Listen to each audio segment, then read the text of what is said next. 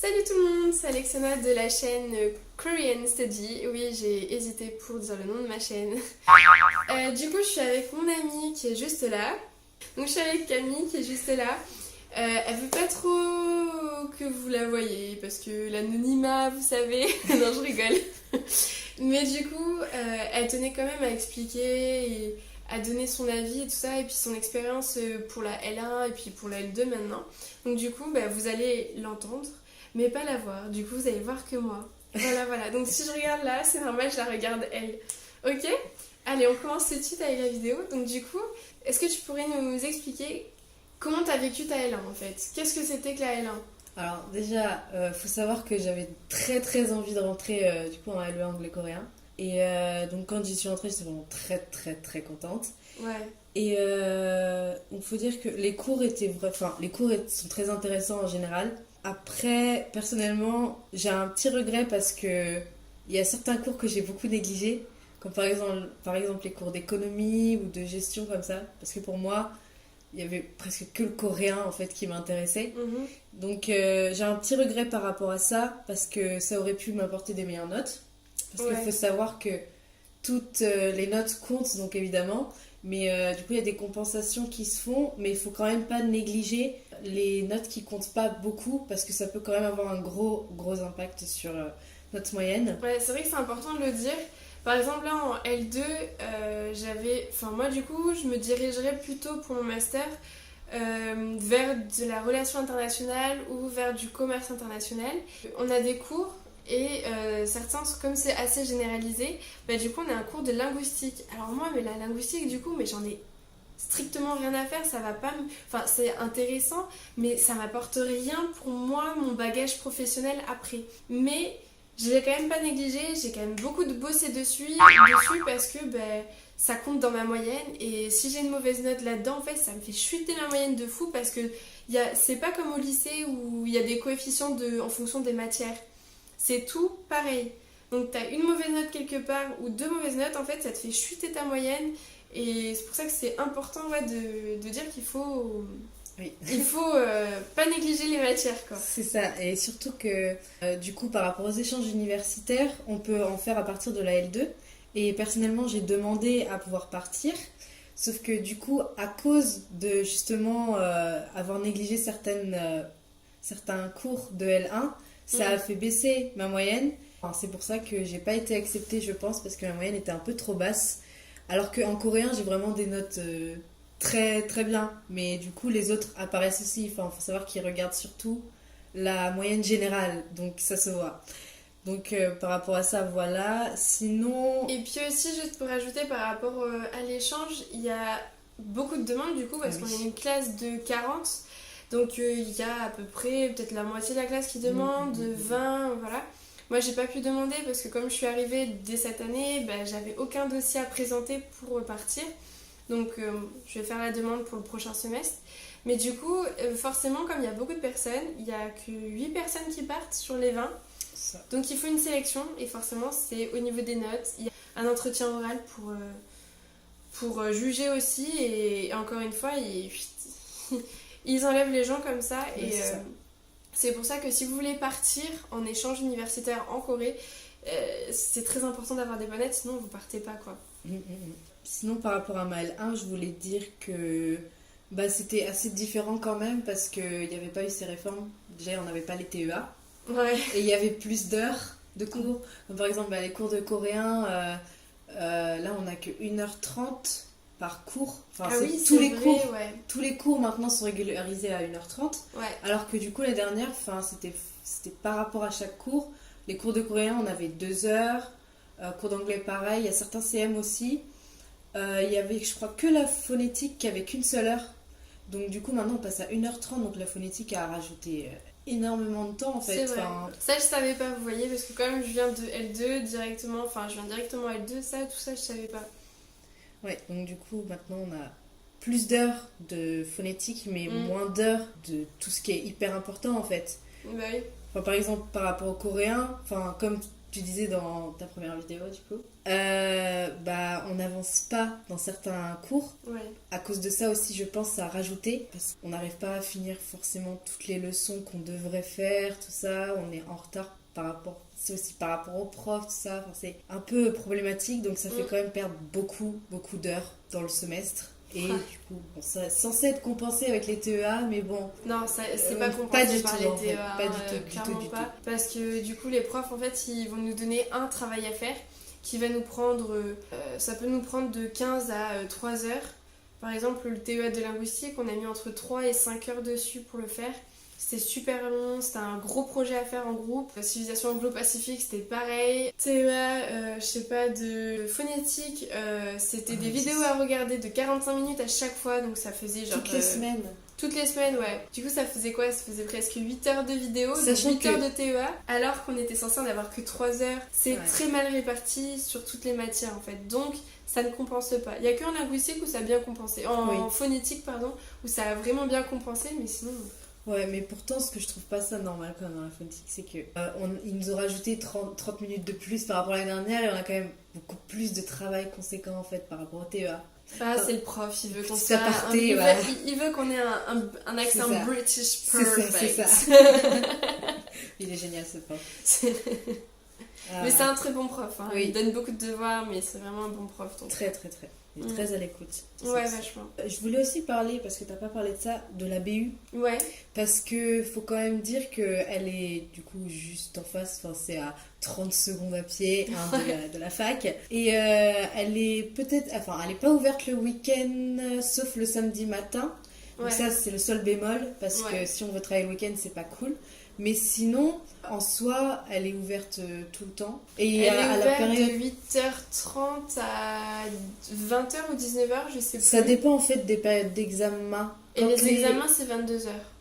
Ah oui, voilà, ça doit être ça, du coup. Ouais. Donc, il faut savoir qu'elle est très accessible et elle est grande aussi. Donc, on peut y trouver tout ce qu'on veut. Et pour travailler, c'est vraiment bien, sachant qu'il y a un hall, du coup. On peut aller soit à l'intérieur ou rester à l'extérieur. Ah oui. Donc il y a un hall en fait, un hall café, mais je crois que vous pouvez le voir ça dans ma vidéo sur une semaine avec moi en LEA anglais-coréen. Donc dans cette vidéo, à un moment, je vais aller à BU et en fait, je vais pas dans la BU. Enfin, je rentre dans le bâtiment, en fait, dans le local, mais je rentre pas dans la BU, je reste dans ça s'appelle Café BU. Et c'est vrai que du coup c'est pas mal parce qu'on peut travailler là tout en ayant du bruit et tout ça. Pour les gens qui aiment le bruit pour travailler. Ça, on peut parler. Et après il y a le coin BU où là il n'y a pas un bruit, pas le droit de manger ou des trucs qui font du bruit ou tout ça. Et voilà. C'est ça. Donc ça déjà ça. Ouais, c'est vrai. Ça c'est vrai que c'est un bon point pour la semaine. Personnellement j'y passe beaucoup de temps. Donc, c'est vrai que c'est très pratique quand on a beaucoup d'heures de tout. Par exemple des fois on a des heures, on a un cours de 8h à 9h30. Et après, on reprend vers 11h10. Quand t'habites loin, que t'es à pied ou quoi, des fois tu rentres pas chez toi, tu vas à la BU, tu bosses. C'est ça. Donc c'est vrai que c'est pratique parce que c'est juste en face. C'est comme si vous traversiez la rue, quoi. C'est aussi près, quoi. Globalement, du coup, pour ma L1, ça s'est très bien passé. Je vois pas quels changements ont été... Enfin, il n'y a pas énormément de changements à part, du coup, la réforme. Donc les TEA, tout ce qui est les heures. Sinon, les profs, le fonctionnement est le même. Du coup, on a des profs différents selon les semestres. Et, ça, c'est dans toutes les facs. Donc, des profs compétents ou non. Ça dépend de chacun. Ou alors, des fois, il y a des profs qui sont compétents, mais peut-être trop, et qui savent pas trop comment faire le cours. Enfin, c'est un peu compliqué. Donc, ça dépend de chacun, en fait. Mais sinon, oui, globalement, c'est très bien. Ma L1 s'est très bien passée. Et ma L2 se passe très bien aussi. Donc, y a pas c'est parfait dans le meilleur des mondes. C'est ça. Ce que je voulais te demander, c'est tu es de quelle ville? Ah oui. Alors moi je viens de Vendée, donc les gens qui viennent de Vendée, il n'y en a pas beaucoup, voilà. Faut savoir que j'ai été prise, pour ceux qui perdent espoir, pour être pris... Ah oui, parce qu'il y a 700 demandes pour 50 places. C'est ça. C'est ouf. Après moi c'est vrai que c'était pas le même système, parce que maintenant c'est un nouveau système. Moi c'était encore APB. APB, en fait, c'était de l'aléatoire. Oui, je crois. Alors que là, maintenant, en fait, c'est les profs qui choisissent. Ah oui. Je crois que c'est quelque chose comme ça, en fonction de tes notes et tout ça. Sur APB, il y avait 3 sessions, du coup. Il y en avait une pour les réponses.